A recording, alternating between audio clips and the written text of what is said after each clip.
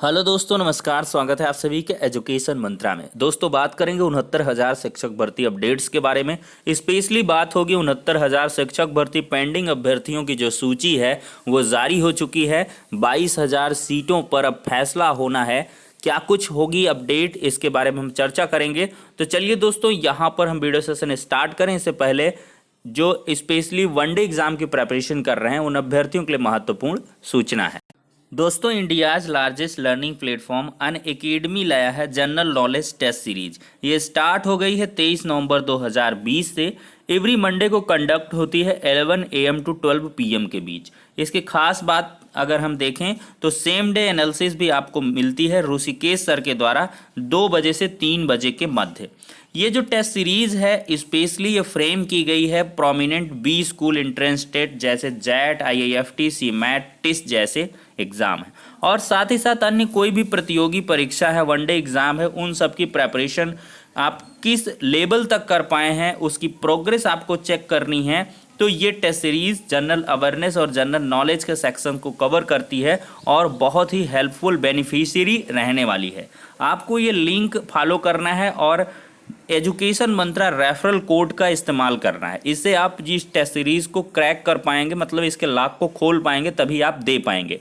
अगर आप कोई कोर्सेज परचेज करना चाहते हैं तो एजुकेशन मंत्रा रेफरल कोड का यूज करिए और 10% का इंस्टेंट डिस्काउंट भी प्राप्त करिए। ज़्यादा जानकारी के लिए दोस्तों आप इस वीडियो की लिंक डिस्क्रिप्शन बॉक्स को चेक कर सकते हैं। वहाँ पर सारी की सारी लिंक प्रोवाइड कर दी गई हैं। तो कल की डेट 14 दिसंबर को ये टेस्ट सीरीज होगी, तो आप लोग तुरंत पार्टिसिपेट करें। कल की डेट पे 11 बजे से 12 बजे के मध्य और एनालिसिस भी प्राप्त करें 2 से 3 बजे के मध्य।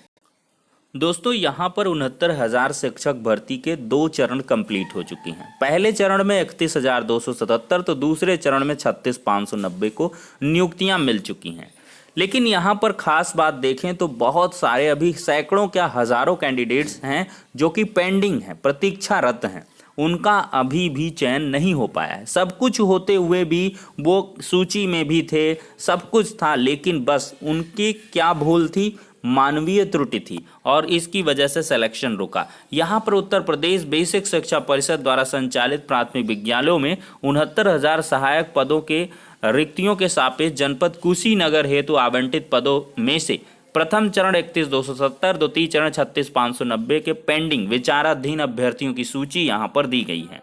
देखिए दोस्तों, यहाँ पर निवास प्रमाण पत्र बिहार का है, जिसमें स्पेशली क्या है कि अदर स्टेट वालों का साफ साफ रोका गया है। यहाँ पर देख सकते हैं कई अदर स्टेट के ही हैं, मूल काउंसलिंग में अनुपस्थित रहे हैं, जैसे ये जो है मूल काउंसलिंग में अनुपस्थित भी रहे, और स्पेशली जो क्या कहते हैं कि आपके अंकपत्र प्रमाण पत्र में भिन्नता है, उन सब के देखिए महिला हैं और आवेदन में पुरुष भरा है, तो इनका नियुक्ति निरस्त करने का बात है। असमायोजित शिक्षा मित्र है, जबकि भारांक 25 अंकित है।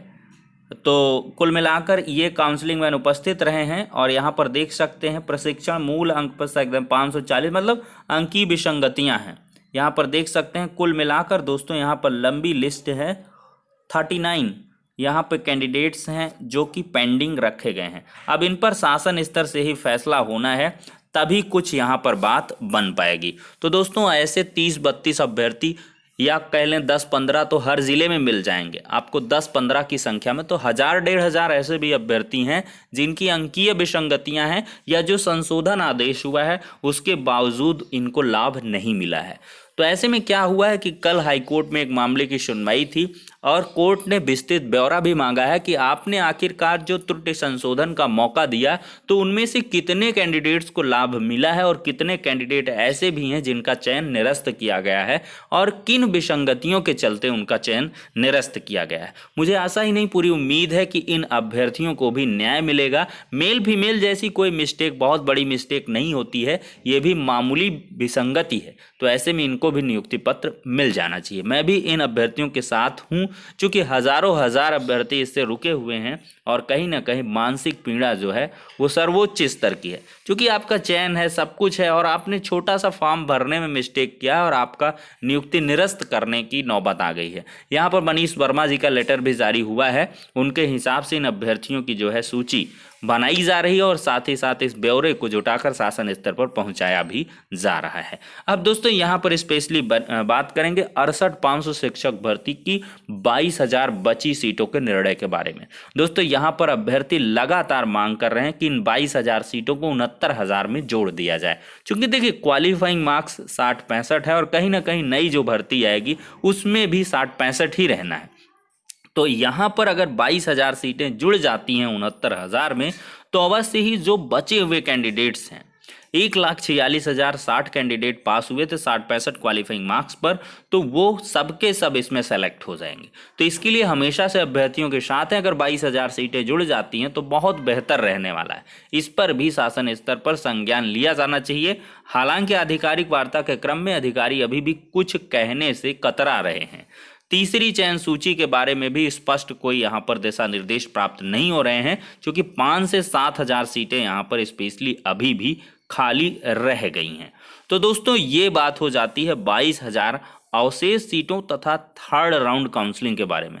देखिए थर्ड राउंड तो यहाँ पर हो चुकी है, बहुतों के नियुक्ति पत्र मिल भी गए हैं, लेकिन यहाँ पर जो तीसरी चयन सूची है उसका यहाँ पर जारी होना नितांत आवश्यक है।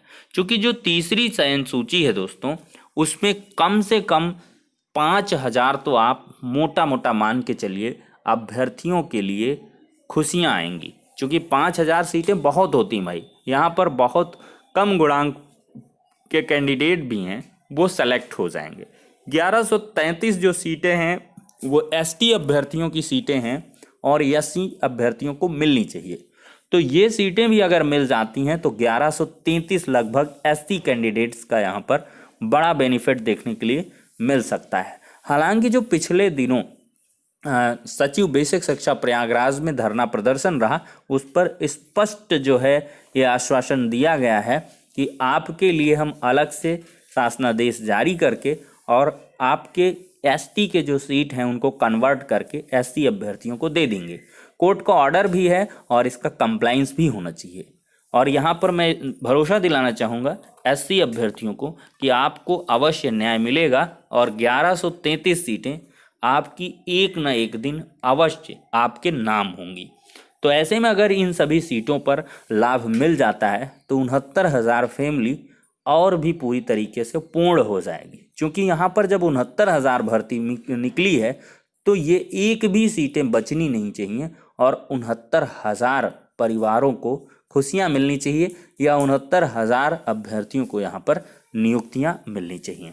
तो फिलहाल के लिए ये सारी की सारी बातें हो जाती हैं।